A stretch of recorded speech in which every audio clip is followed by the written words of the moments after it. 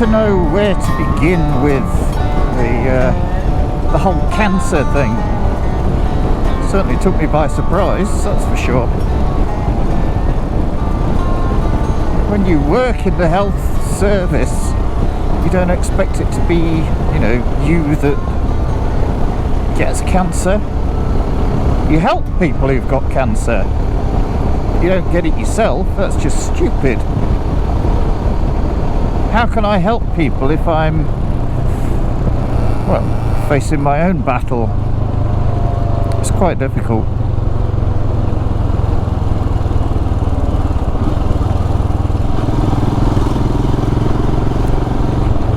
I have reconciled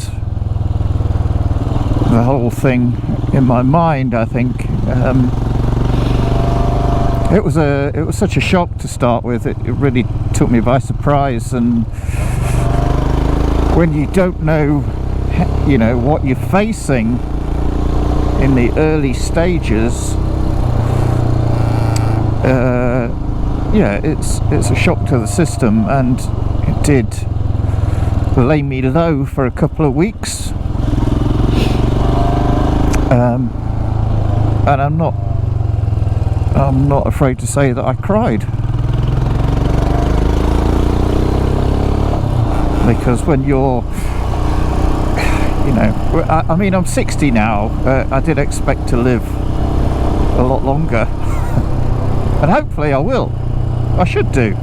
There's no reason why, the surgery won't be successful, and I've got every faith in my surgeon and the plan going forward. There's no reason why I shouldn't live longer, but in the early stages you just think, well, shit, I only made it to 60 or 60 whatever, when it takes you.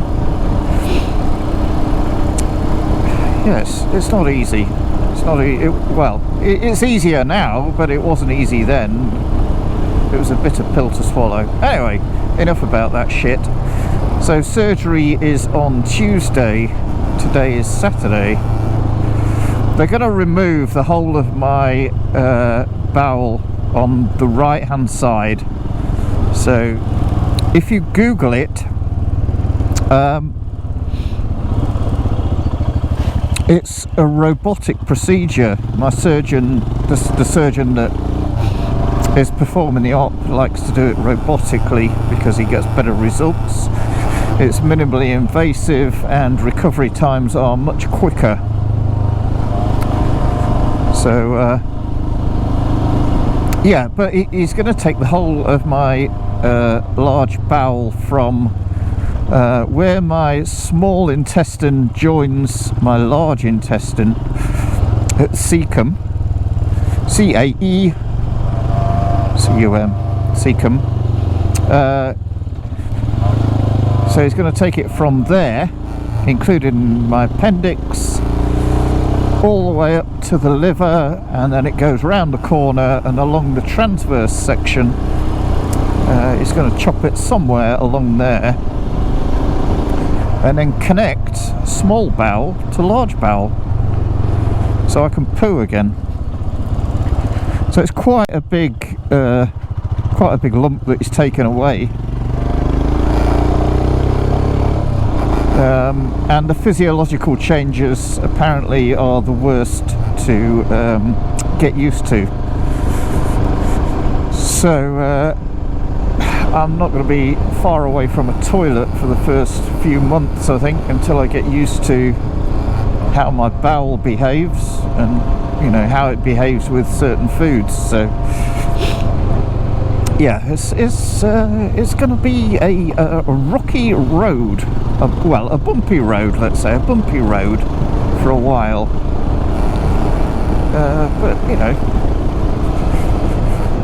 But I think the annoying thing for me was the fact that I was doing so well with my recovery from the hip surgery. I was doing so well with it. I had that on the 21st of November, and my physio and my surgeon were both really happy with the progress I was making, and my surgeon just earlier this week, in fact, said to me, I wish all of my hip resurfacing patients were as far ahead as you are at this point. That wasn't easy to get that far ahead. Put a lot of work in, all the physio and then gym work on top of that as well, trying to get that. It's a deep gluteal muscle that gets hit the hardest and is the hardest to engage to get back working again. Morning. But yeah, I've made some big progress on that, and this came right in the middle of recovering from that surgery. So it's the 24th of February now, and I was diagnosed on the 9th of January. So, and that diagnosis came from just a routine bowel screening. So I had that, when did I have that? I think I sent the sample off. It might even have been, in fact it was before I went in for my hip surgery. And then the bowel screening team contacted me and said, we found some blood in it, which was, you know, a bit of a surprise to me because I'd not seen blood in my poo like they say you see. But I'd not seen any, so it was obviously, you know, just in the feces itself, and it was impossible to see with a human eye, but it was picked up on tests. So they wanted me to go in for a camera up the bum, which on the whole it wasn't as unpleasant as it sounds. It's not that bad, really. I think some people find it worse than I did, but I didn't have any sedation for that. I'm rock hard, me. But really, if you want sedation, just bloody ask for it. But I honestly didn't need any. So yeah, and then you know, as he was taking this little trip around my bowel, there it was. It just appeared on the screen when he got up to, it's called the hepatic flexure on the right hand side, so where the transverse colon goes over towards the descending, the ascending colon. Yeah, it was on that side there, and it was pretty obvious, you know, it was a big enough lump to see. But the team were very good, actually. They took blood the same day, got me booked in for a CT scan the same day, which they did within about an hour, actually, of the endoscopy. Yeah, so, you know, and then the wait begins, because you then have to wait until they have their MDT meeting, which is multidisciplinary team meeting, to discuss your care.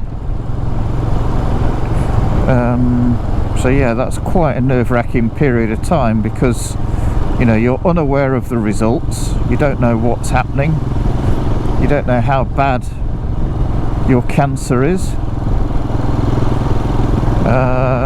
And yeah, it was recommended that I have this right hemicolectomy, which is the best side to have it, on the right side.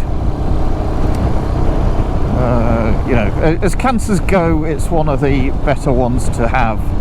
Not that there is a better one, you know, it's cancer. So yeah, so that's happening on Tuesday. Not looking forward to it, I have to say. I did have the luxury of being able to say who was going to be in my surgical team and who was going to be assisting on anaesthetics, and I've already had the chat with my anaesthetist because I work with him regularly. So we've devised a plan for the anaesthetic. We know what's happening. We know what's happening.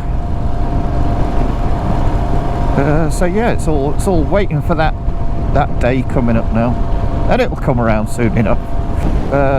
So hopefully everything will go swimmingly, and I'll only be in hospital for probably 3 or 4 days. I'll have to go to high dependency immediately after surgery, just to keep a close eye on me. Yeah, so I, you know, by the time you see this video, it will all be done. But I just thought I'd bring you up to speed with it. I haven't said a lot about, well, I haven't said anything about it really, but I've not been that interested in making videos either, simply because of the condition and the situation. But hey ho, you know, it's all part of life's rich tapestry, isn't it? You know, these things are sent to try you, and boy do they try you. But I will get through this. I'm going to stomp that fucker flat, and I will move on from this. I will be making videos again afterwards, as soon as I'm fit enough. Can't drive or ride for 6 weeks post-surgery, which is going to be a right bum hole, isn't it? But never mind. I will get back to you. Thank you to all my Patreon supporters who have very kindly stuck by me. I did put a message on the Patreon site saying, look, I'd very much appreciate it if you would withdraw your payments, at least for the time being, because I just feel guilty taking money from you, because I'm not making any content, because I don't feel able to. But you know, there was one person dropped out, and that's fine because I asked him to. But everybody else has just stuck by me, and I just can't thank you enough. That's just wonderful support. Thank you, thank you, thank you, one and all. I will be back, like I say. Yeah, I will be back. Anyway, I'm going for a ride into Lincolnshire. Just to, this is the last chance I'll get, basically. The last chance I'll get, and I thought I'd come out on the little donkey, Jimmy the Himmy, because I've been commuting on Jimmy every day, and it's pissed down every day, basically. But little Jimmy is a little trooper. What a little donkey Jimmy is, just keeps going on. You know, I've had a few problems. I will, in fact, I'll probably do a video on them. You know, while I'm recovering, I'll do a video on the things that I've had problems with. But they're all, you know, easily fixable. And Jimmy the Himmy is such an easy bike to work on. Yeah, it's just not been that much of an issue at all, really. Yeah, so I'll do that when I'm getting better, during the recovery phase. Yeah, alright, I'll sign off now. I'll see you after surgery at some point, while I'm recovering. Yeah, hope the weather stays like this for you guys over the next few weeks, and you can get out and have a bit of a ride. Stay safe, whatever you're doing, and I will see you all soon. Thanks very much for watching. This is Jack Porter from Motor Mogul. I'll see you all soon, guys. Bye for now.